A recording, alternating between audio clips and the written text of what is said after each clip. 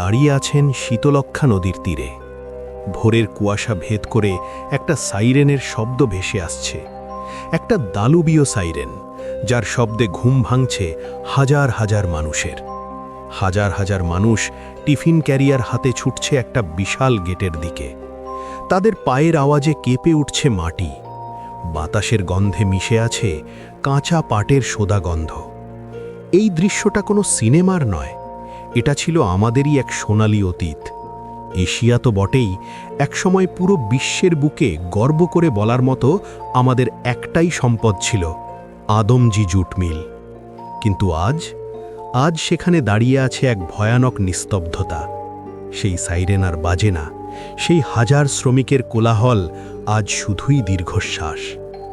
একটা প্রশ্ন কি আপনার মনে জাগে না?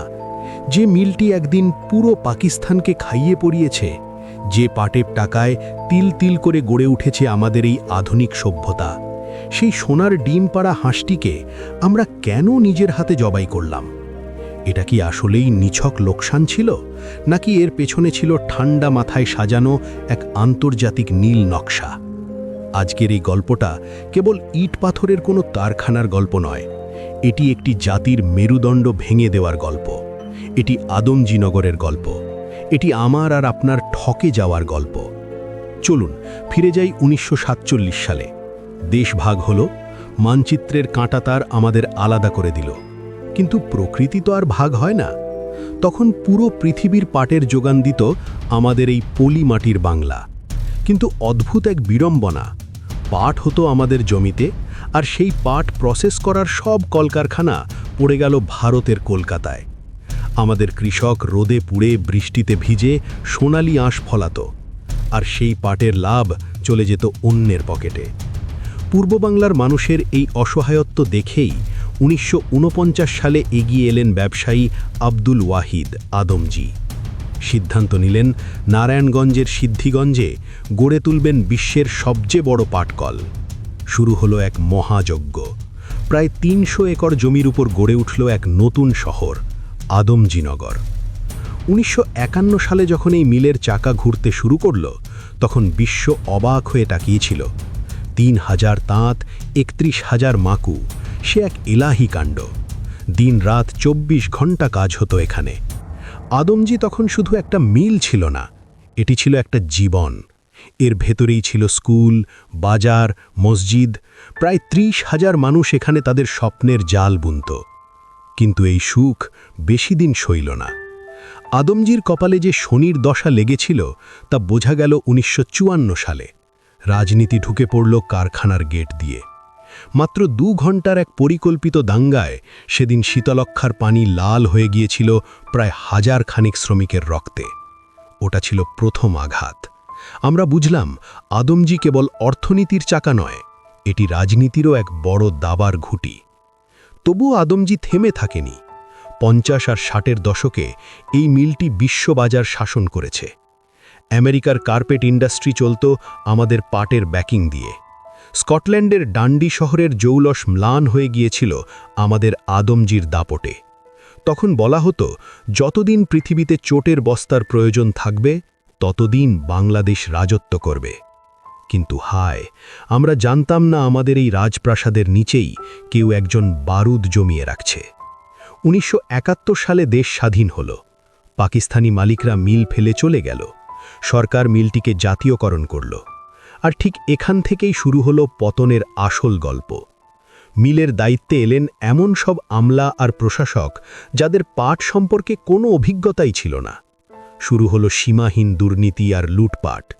কাঁচামাল কেনায় চুরি, পণ্য বিক্রিতে চুরি।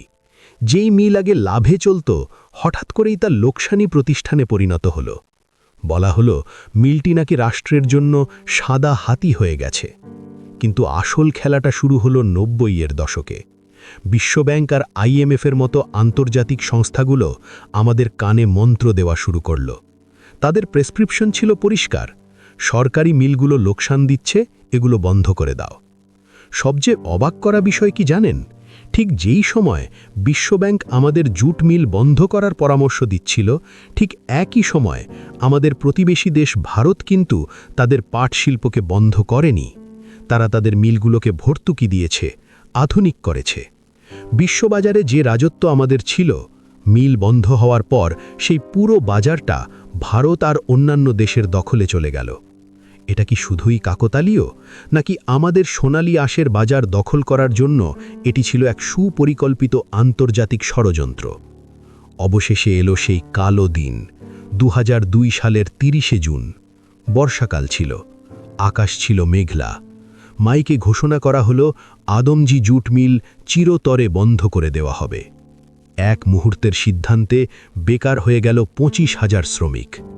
যে মানুষটা 30 বছর ধরে একটা মেশিনের চাকা ঘুরিয়েছে, যে মেশিনটাকে সে নিজের সন্তানের মতো আগলে রেখেছে, হঠাৎ তাকে বলা হলো, তোমার আর প্রয়োজন নেই। শ্রমিকরা রাস্তায় নামল, পুলিশ দিয়ে তাদের পিটিয়ে বের করে দেওয়া হলো। সরকার বলেছিল শ্রমিকদের গোল্ডেন হ্যান্ডশেক বা এককালীন টাকা দিয়ে বিদায় করা হবে। এর জন্য প্রায় 800 কোটি টাকা খরচ করা হলো। অথচ বিশেষজ্ঞরা তখন বলেছিলেন এই টাকার অর্ধেক খরচ করলেই মিলটিকে আধুনিক মেশিনারিজ দিয়ে আবার লাভজনক করা সম্ভব হতো। তাহলে সেই পথে হাঁটা হলো না কেন? কার স্বার্থে সেদিন তালা ঝুলল আদমজি গেটে? আজ সেই ধ্বংসাস্তূপের উপর গড়ে উঠেছে আদমজি ইপিজেড। সেখানে চকচকে দালান হয়েছে, অনেক মানুষের কর্মসংস্থানও হয়েছে। কিন্তু আদমজির সেই জৌলস কি আর ফিরে এসেছে? পাট থেকে আজ পলিথিনের বিকল্প সোনালী ব্যাগ তৈরি হচ্ছে। বিশ্ব আবার পরিবেশবান্ধব পণ্যের দিকে ঝুঁকছে। কিন্তু আফসোস, বিশ্ববাজারে লড়াই করার জন্য আমাদের হাতে আর সেই আদমজি নেই। আমরা আমাদের তলোয়ার আগেই ভেঙে ফেলেছি। ইতিহাস বড় নির্মম, সে কাউকে ক্ষমা করে না। আদমজি জুট মিলের এই পতন আমাদের চোখে আঙুল দিয়ে দেখিয়ে দেয় কিভাবে দুর্নীতি, ভুল নীতি আর বিদেশি প্রেসক্রিপশন একটা স্বয়ংসম্পূর্ণ জাতিকে ভিখারি বানাতে পারে। আজ যখন শীতলক্ষার পাশ দিয়ে যাবেন, কান পাতলে হয়তো আর সাইরেন শুনতে পাবেন না, কিন্তু বাতাসের শব্দে ভালো করে খেয়াল করলে শুনবেন হাজারো শ্রমিকের চাপা কান্না। তারা আজও প্রশ্ন করে, আমাদের অপরাধটা কি ছিল? প্রিয় দর্শক, আপনাদের কি মনে হয়, আদমজি বন্ধ করা কি সঠিক সিদ্ধান্ত ছিল, নাকি এটি ছিল আমাদের অর্থনীতির ইতিহাসের সবচেয়ে বড় ভুল?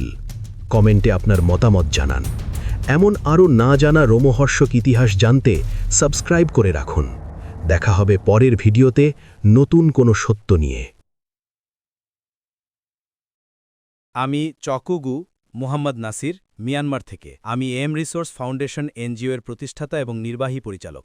আপনার কাছে আমার প্রশ্ন হল, এই এসডিজির মাধ্যমে বিশ্বকে পরিবর্তন করতে আমি বিশ্বাস করি যে আমাদের এমন সংগঠন তৈরি করতে হবে যা জাতিসংঘের চেয়ে ভালো। আপনি কি একমত বা একমত নন? যদি আপনি একমত হন, তবে আপনার পদক্ষেপগুলো কি? শুধু আমরা লেকচার দিই, কিন্তু বাস্তবে, প্র্যাকটিক্যালি। ধন্যবাদ। ভাই প্রশ্ন করেছেন যে বিশ্বকে একটি ভালো জায়গা করার জন্য আমাদের